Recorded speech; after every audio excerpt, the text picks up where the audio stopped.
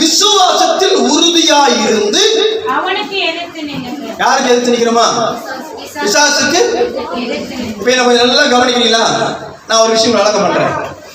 ஏன் நிறைய பேரு இந்த பிசாசை கடிந்து கட்டி ஜெபிக்க பயப்படுறாங்க? ஏன் இந்த பிசாசை விரட்டுறதுக்கு யோசிக்கிறாங்க?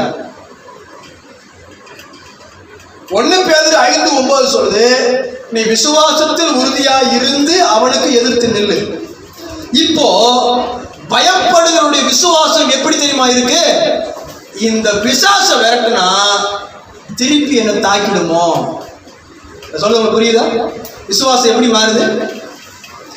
நான் அவரின் நாமத்தினாலே விரட்டினா ஓடுவான்ற விசுவாசம் போயிட்டு அவனை விரட்டினா திருப்பி அடிச்சா என்ன பண்றது? அங்க நோய்க்காக ஜெபம் பண்றோம், அந்த நோய் நம்ம வீட்டுக்கு வந்து என்ன பண்றது? இல்ல, அந்த மரணத்துக்காக உயிர்த்தெழுதுக்காக ஜெபம் பண்றோம், அந்த மரணம் போயிட்டு மரணத்திலிருந்து அவன் தப்பிக்கப்படணும் ஜெபம் பண்றோம்.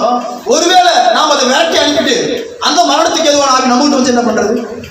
இவங்க விசுவாசம் எப்படிப்பட்ட விசுவாசம்? கவனிங்க, பிசாசு ஓடும் என்று விசுவாசித்து ஜெபம் பண்ணுடான்னு சொல்லி கொடுக்கிறார் ஆண்டவர். நம்ம ஆட்கள் அப்படி பிசாசை பார்த்து ஜெபம் பண்ணா அது என்னை திருப்பி வந்து தாக்கிட்டா என்ன பண்றது யோசிக்கலாம்.